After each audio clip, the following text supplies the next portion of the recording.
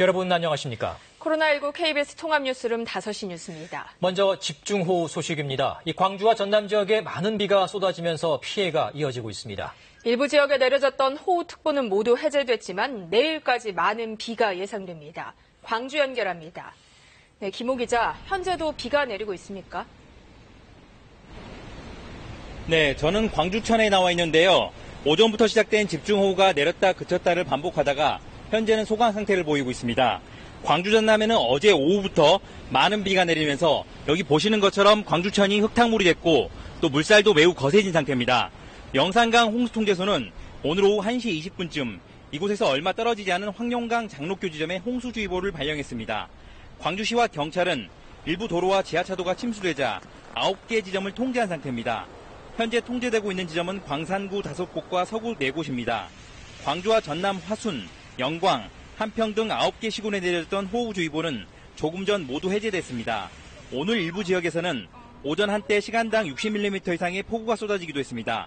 영광 등 호우특보가 내려진 지역을 중심으로 도로와 주택, 농경지 침수 신고도 이어지고 있는데 영광에서만 주택 10채가 침수되고 농경지 360헥타르가 물에 잠겼습니다. 특히 광주 동구의 한 아파트 뒷산에서는 야산 경사면 20여 미터가량이 패이면서 놀이터 쪽으로 토사가 쏟아지기도 했습니다. 광주에서만 현재까지 도로와 주택 침수 등 133건의 피해 신고가 접수됐습니다. 기상청은 내일까지 광주 전남 지역에는 30에서 80mm, 남해안에는 5에서 30mm의 비가 더 내릴 것으로 예보했습니다. 특히 내일 새벽에 다시 많은 비가 예상된다며 주의를 당부했습니다. 지금까지 광주광역시 서구 광주천에서 KBS 뉴스 김호입니다. 전북 지역도 장마 전선의 영향을 받고 있습니다. 소강 상태이긴 하지만 부안과 고창을 비롯한 6개 지역에는 여전히 호우주의보가 내려져 있습니다. 전주 삼천에 나가 있는 취재기자 연결합니다. 네, 서윤덕 기자, 지금 비 상황은 어떻습니까? 네, 장맛비는 내렸다 그쳤다를 반복하고 있습니다. 하지만 오전까지 굵은 빗줄기가 쏟아지면서 하천 수위는 많이 높아졌습니다. 제 뒤로 보이는 산책로가 물에 잠겼고 다리 아랫길에 차량 통행이 차단됐습니다. 이번 비는 어제부터 계속되고 있습니다. 지금까지 내린 비의 양은 임실 신덕이 190mm로 가장 많고 순창 풍산 150.5, 진안 131, 전주 61.4mm 등입니다. 피해가 잇따랐는데요. 오전 한때 시간당 60mm의 폭우가 쏟아진 부안 등에는 100헥타르가 넘는 농경지가 침수됐습니다. 또 완주군 상관면에서는 국도 17호선 일부 구간이 침수돼 1시간가량 통제되는 등 전북 소방본부에는 어제부터 20여 건의 비 피해가 신고됐습니다. 오후 들어 빗줄기가 가늘어졌지만 부안과 고창 등 6개 지역에는 여전히 호우주의보가 내려져 있습니다. 저녁까지 돌풍과 천둥, 번개를 동반한 시간당 10에서 20mm 이상의 강한 비가 오는 곳이 있겠습니다. 전북 지역에는 내일까지 30에서 80mm가량의 비가 더 내릴 것으로 예상됩니다.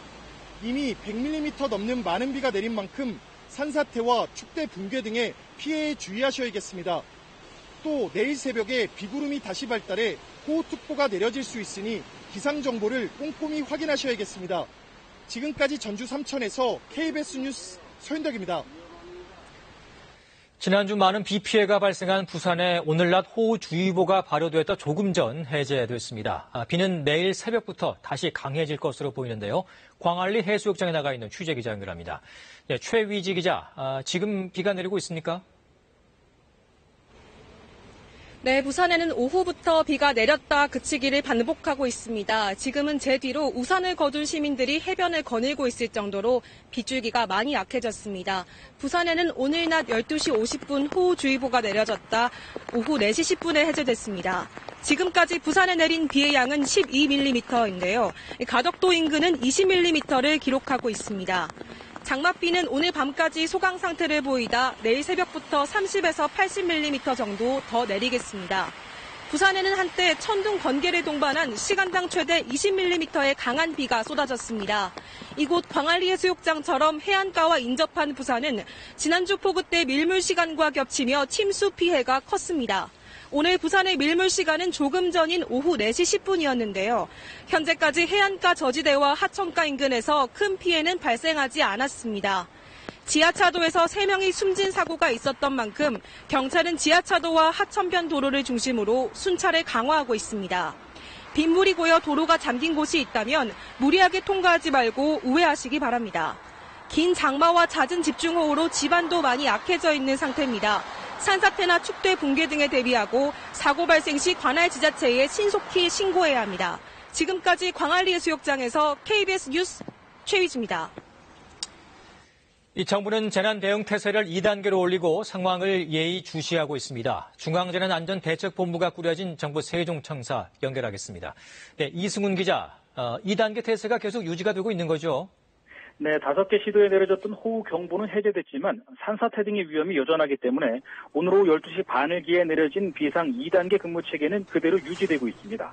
정부의 재난 대응 체계 3단계 가운데서 두 번째로 높은 단계입니다.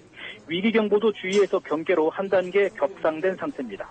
호우 상황에 따라 행정안전부는 그제 오후 4시 반부터 중앙재난안전대책본부를 꾸려 사흘째 비상 운영하고 있습니다. 아직 공식적인 피해 상황은 집계 중인데요.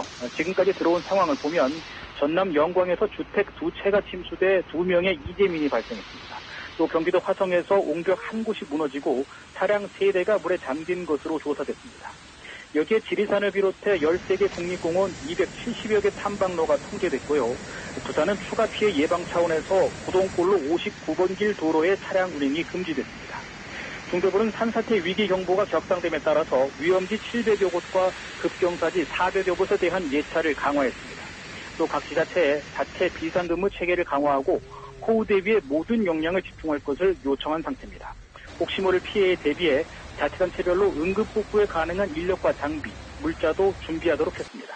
지금까지 정부 세종청사에서 KBS 뉴스 이승훈입니다. 이번에는 시청자분들께서 보내주신 제보 영상을 바탕으로 이번 비 피해 모습을 전해드립니다. 보도에 박민경 기자입니다.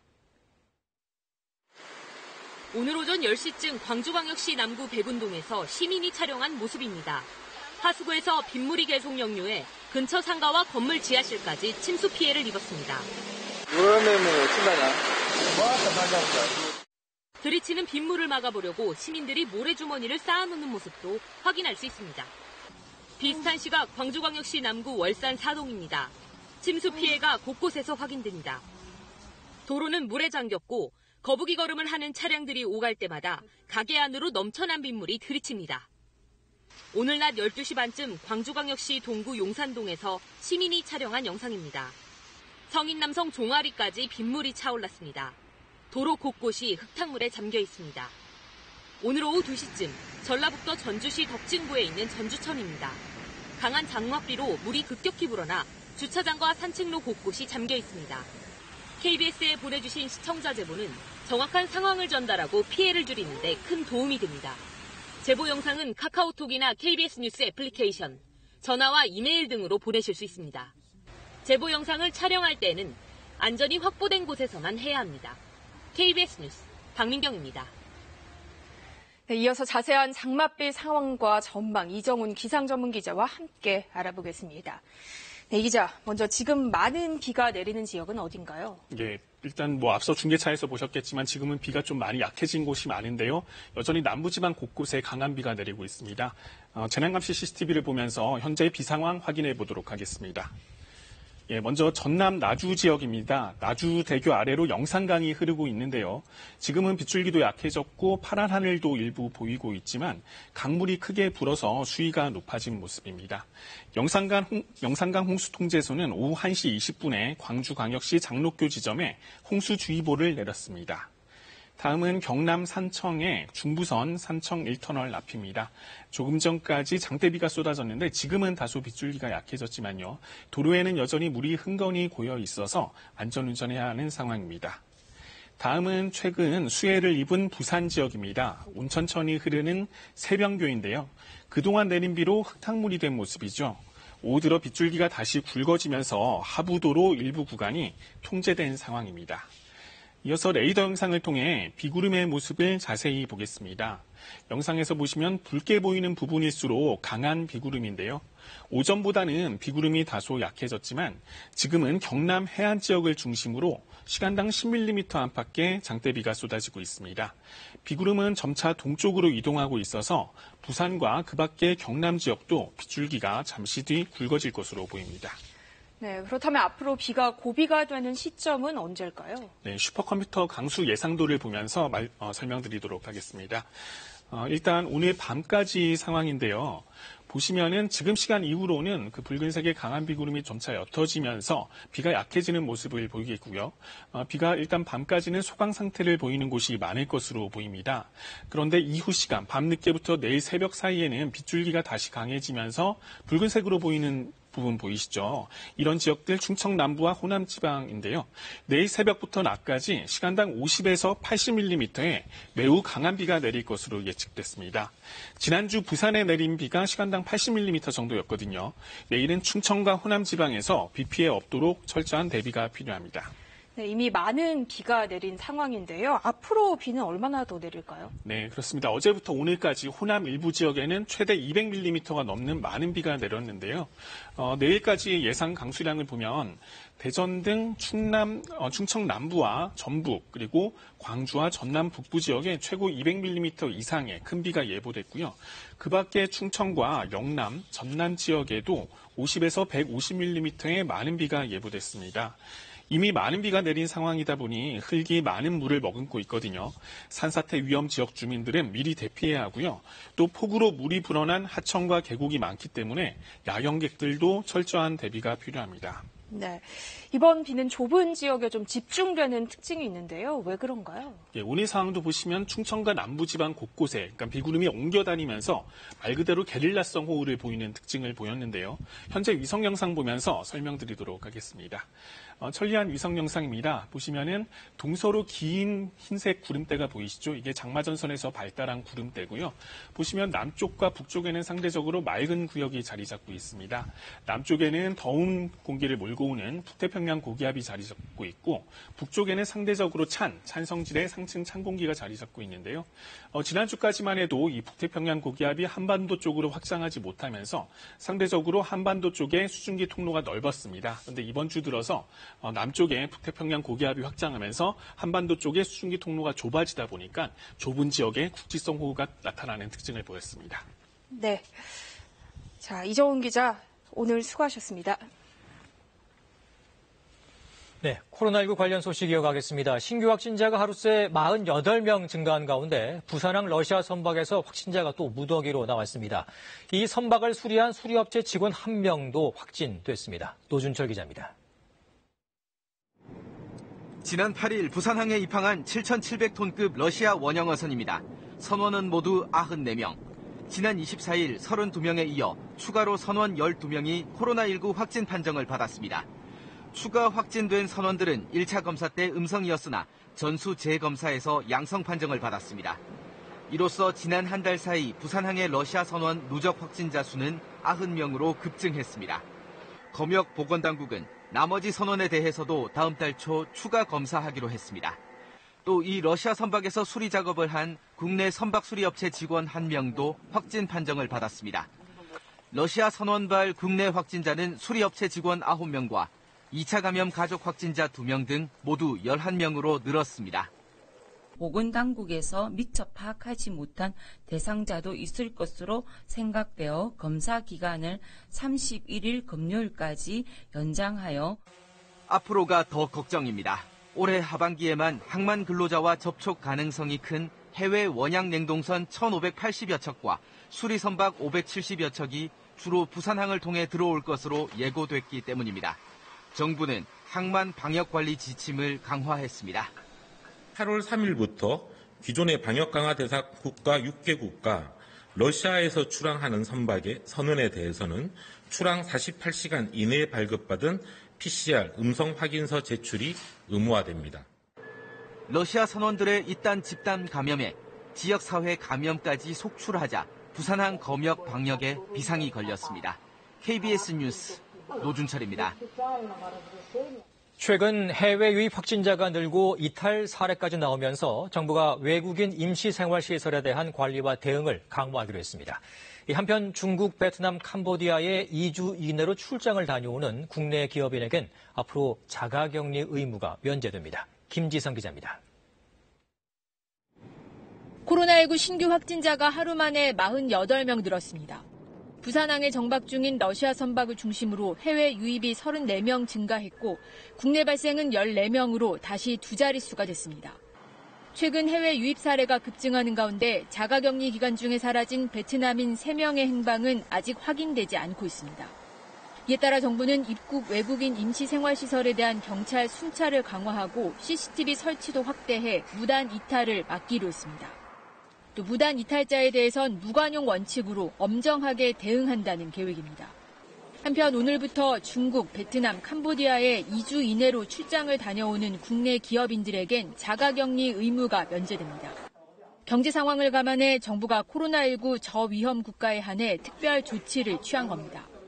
정부는 또 국내 체류기간이 만료됐지만 항공편이 줄어 출국하지 못하고 있는 외국인 근로자들을 위해 한시적으로 계절 근로를 허가하는 방안을 협의하기로 했습니다. 1회에 한해 석 달 동안 임시 체류 자격으로 변경해 일을 할 수 있게 하는 방안입니다. 체류 기간을 연장받은 외국인 근로자가 계절 근로 일자리를 얻게 되면 농촌 현장의 인력난 해소에 조금이라도 도움이 될 것으로 기대합니다. 이라크에 남아있던 우리 근로자 70여 명은 모레 추가로 귀국합니다. 지난 5월부터 운영을 중단했던 서울시 시립체육시설 29곳은 방역대책 준수를 전제로 단계적으로 다시 문을 열기로 했습니다. KBS 뉴스 김지선입니다. 국회 법제사법위원회는 더불어민주당과 열린민주당 의원만 참석한 가운데 주택임대차보호법 개정안을 가결 처리했습니다. 오늘 상임위를 통과한 개정안은 이른바 임대차 3법 중 계약갱신 청구권과 전월세 상한제로 전세 기간이 2년이 끝나도 세입자가 원하면 추가로 2년을 더 살 수 있도록 하고 임대료 상승률은 5% 내로 제한하는 내용 등이 담겼습니다. 개정안은 이르면 내일 예정된 국회 본회의에서 처리될 것으로 보입니다. 법안이 본회의를 통과하면 계약갱신 청구권과 전월세 상한제는 법안을 공포한 날부터 시행되며 시행일 기준으로 종료되지 않은 임대차 계약에도 적용됩니다. 이 대구시에서 지난주 소속 실업팀에 대한 폭력과 성폭력 여부에 대한 전수조사를 벌였는데 아무런 문제가 없다는 결과를 발표했습니다. 그런데 이번에 소속 여성 핸드볼팀에서 술 접대 강요와 성추행이 있었다는 의혹이 제기돼 다시 진상조사단을 꾸리고 있습니다. 윤희정 기자입니다. 대구시청 여자 핸드볼팀 감독이 선수들에게 술 접대를 강요하고 성추행을 했다는 의혹이 제기되자 대구시가 조사에 나섰습니다. 대구시는 감독의 직무를 정지시킨 뒤 사실관계 확인을 위해 진상조사단을 구성하고 있습니다. 의혹이 불거진 핸드볼팀 선수 15명 전원은 피해 사실이 없다고 자필로 쓴 진정서를 대구시 체육회에 제출했습니다. 대구시 체육회는 그러나 사실관계 확인이 우선이라며 집단 진정서도 일단 반려했습니다. 문제는 대구시가 이달 초 해당 핸드볼팀을 포함해 대구시청 전체 실업팀을 대상으로 인권침해 전수조사를 했다는 점입니다. 대구시가 발표한 실업팀 인권침해 조사 보고서입니다.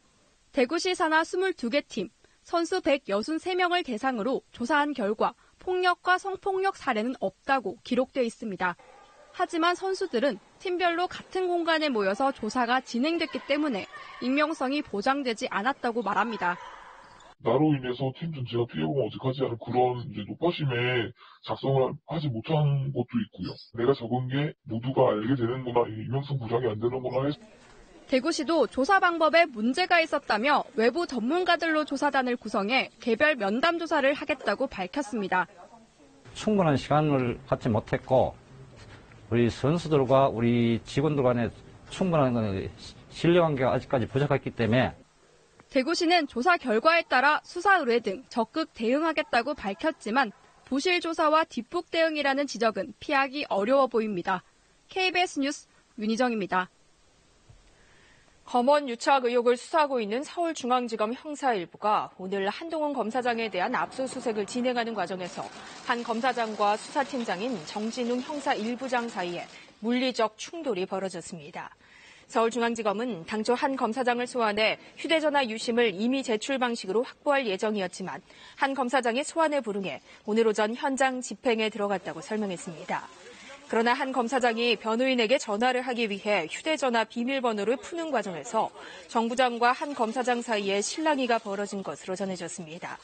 한 검사장은 정 부장에게 공권력을 이용한 복직 폭행을 당했다며 법적 조치를 할 계획이라고 전했습니다. 반면 중앙지검 측은 정 부장이 집행 과정에서 한 검사장의 물리적 방해 행위 등으로 넘어져 병원 진료를 받았다고 전했습니다. 전국적으로 장마가 일주일 가까이 계속되면서 북한강 상류에 쓰레기 섬이 출현했습니다. 상류에서 떠내려온 온갖 쓰레기들이 모여 섬을 이룬 건데 2018년 여름 이후 2년 만입니다. 조효연 기자입니다. 소양호 상류에 커다란 섬이 등장했습니다. 어림잡아 지름이 80m, 축구장만 합니다. 가까이 가보니 부러지거나 썩은 나뭇가지가 한가득입니다. 맥주캔, 플라스틱병, 스티로폼 조각까지 생활 쓰레기도 뒤섞여 있습니다. 상류의 하천이나 계곡에 있던 잡목과 쓰레기들이 이번 장마에 한꺼번에 떠내려온 것으로 추정됩니다. 빗속에서 서둘러 그물을 치고 쓰레기를 강가로 끌어냅니다. 기다리던 굴삭기가 쓰레기를 퍼올려 덤프트럭에 싣습니다. 이렇게 쓰레기섬 해체 작업을 시작한 지 닷새가 됐는데 이제 겨우 절반을 퍼냈을 뿐입니다. 생활 쓰레기들이 분리수거 한다 하더라도 엄청나게 떠내려옵니다. 그래서 온 것들이 다 떠내려오기 때문에. 북한강에서 걷어낸 쓰레기 더미는 지금 있는 것만 5개. 아직도 이만큼을 더 걷어내야 합니다. 이곳에서 분류 작업을 한 번 더 거치게 됩니다. 보시는 것처럼 버스 2대 정도의 길이로 줄줄이 늘어서 있습니다.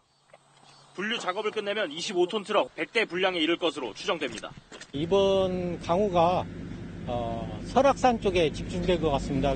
그 영향으로 상류에 있던 쓰레기가 떠내려오지 않나 이렇게 판단하고 있습니다. 여름 장마가 끝나더라도 태풍이 이어지곤 해 북한강 쓰레기섬이 또다시 재현될 가능성도 남아 있습니다. KBS 뉴스 조휴연입니다. 올 초 코로나19로 연기됐던 예비군 소집 훈련을 국방부가 하루 4시간으로 축소 시행하기로 했습니다. 예비군 전체 훈련이 이렇게 축소된 건 제도 도입 이후 처음 있는 일입니다. 조빈나 기자입니다. 올해 예비군 훈련은 하루 4시간만 실시됩니다. 국방부는 코로나19 상황을 고려하면서도 예비군에게 요구되는 최소한의 전투기량을 유지하기 위해 축소 시행을 결정했다고 밝혔습니다. 전체 예비군 훈련 일정이 이렇게 축소된 건 1968년 제도가 도입된 이후 처음입니다. 코로나19 확산 방지와 예비군의 안전, 그리고 현역 부대의 여건 등을 고려하여 오는 9월 1일부터 예비군 소집 훈련을 하루 일정으로 축소 시행하기로 결정하였습니다. 2박 3일간 진행됐던 동원 훈련은 물론 출퇴근 형식으로 나흘 동안 받아야 했던 동미참 훈련 등 모든 예비군 훈련이 동일하게 4시간으로 통합됩니다. 지역 예비군 훈련장에서 사격, 시가지 전투처럼 행동으로 숙달이 필요한 과제들을 부대별로 선정해 실시합니다. 훈련 대상은 200만 명 정도로 다음 달 신청을 받는데 오전, 오후 가운데 하나를 선택하면 됩니다. 국방부는 코로나19 확산 방지를 위해 동시에 훈련하는 인원을 평소보다 줄이는 등 방역 대책도 철저히 지킬 방침입니다. 국방부는 이와 함께 포스트 코로나 시대를 대비해 예비군 훈련에도 원격 교육 시스템을 도입해 11월부터 시험 적용한다고 밝혔습니다. 소집 교육의 보완 개념으로 화생방과 응급처치 등에 대한 교육을 온라인으로 진행하는데 수료하면 내년 예비군 훈련 시간에서 차감해줄 예정입니다. KBS 뉴스 조빈나입니다. 이어서 오늘의 주식 시황을 KB증권에서 전해드립니다. KB증권입니다. 미국의 FOMC 회의 발표를 하루 앞두고 코스피가 외국인 순매수에 힘입어 4일 연속 상승 흐름을 이어갔습니다. 코스닥은 개인만이 홀로 매수에 나서며 강보 합세로 장을 마쳤습니다. 오늘 코스피는 6.17포인트 상승한 2263.16에 코스닥은 0.74포인트 오른 808.59에 마감됐습니다. 미국의 소비지표 부진과 계속되는 미중 간 갈등에도 불구하고 달러와의 약세가 지속되며 오늘도 외국인 순매수가 시장 상승을 견인하는 모습이었습니다. 다소 변동성을 보이며 상승과 하락을 반복하던 코스피는 삼성전자를 필두로 외국인의 매수세가 이어지며 2260선에서 장을 마쳤습니다. 삼성전자가 5개월여 만에 장중 6만 원을 돌파하는 등 나흘 연속 오름세를 이어갔고 기아차는 출시 예정 신차의 사전 계약 흥행 소식에 5% 넘게 상승했습니다. 두산그룹의 본격적인 자회사 매각 움직임에 두산그룹주가 강세였고 한편 한미 간 미사일 지침 개정으로 고체연료 사용 제한이 해제되며 고체연료 관련주가 급등했습니다. 오늘 원달러 환율은 3원 80전 내린 1193원 10전에 거래를 마쳤습니다. 지금까지 KB증권이었습니다. 어제부터 충청과 호남 지역을 중심으로 많은 비가 집중되고 있습니다. 지금까지 전남 화순에는 200mm가 넘는 집중호우가 이어졌고요. 충북 단양에서도 128mm 정도로 많은 양의 비가 내렸는데요. 계속해서 이 빗줄기가 굵어졌다 약해지기를 반복하면서 호우특보도 발효되었다가 해제되기를 반복하고 있습니다. 지금도 전국 대부분 지역에 비가 내리는 가운데 지도에 붉은색으로 표시되어 있는 이 강한 비구름대가 경기 북부, 경기도 연천에 영향을 주고 있는 상황입니다. 시간당 20mm가 넘는 굵은 장대비가 쏟아지고 있습니다. 보시는 것처럼 남북으로는 폭이 좁고 동서로는 길게 자리한 이 강한 비구름대가 오늘 밤부터 내일 낮 사이에는 충청과 남부지방에 영향을 주겠습니다. 이 지역을 중심으로 시간당 30에서 강하게는 80mm에 달하는 매우 굵은 장대비가 쏟아질 것으로 보입니다. 짧은 시간에 많은 비가 내리는 만큼 피해가 우려되고 있는 상황입니다. 피해 없도록 대비를 철저하게 하셔야겠습니다.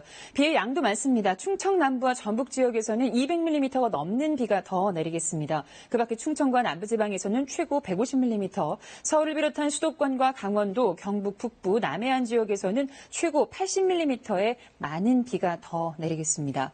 내일 아침 기온입니다. 서울과 청주, 대구, 광주 모두 24도 등으로 오늘과 비슷하거나 조금 높겠습니다. 낮 최고 기온도 오늘과 비슷하거나 조금 높겠는데요. 서울, 대구 29도, 청주 27도, 광주 28도로 예상됩니다. 여기서 제주도에는 폭염특보가 계속되는 가운데 내일 낮 기온이 33도 안팎까지 치솟겠고요. 습도까지 높아서 매우 후텁지근하겠습니다. 건강관리에 따로 신경을 쓰셔야겠습니다. 바다의 물결은 전 해상에서 잔잔하게 일겠고 해상에 안개가 짙게 낄 것으로 보입니다. 대부분 지역에서는 비가 내일 저녁에 그치겠지만 충청 남부와 남부지방에서는 모레 아침까지 비가 이어지겠습니다. 그리고 주말에도 중부지방을 중심으로 비 예보가 나와 있습니다. 지금까지 기상정보였습니다. 집중호우와 코로나19 관련 소식은 통합뉴스룸과 특보를 통해 계속 전해드리겠습니다. 시청해주신 여러분 고맙습니다.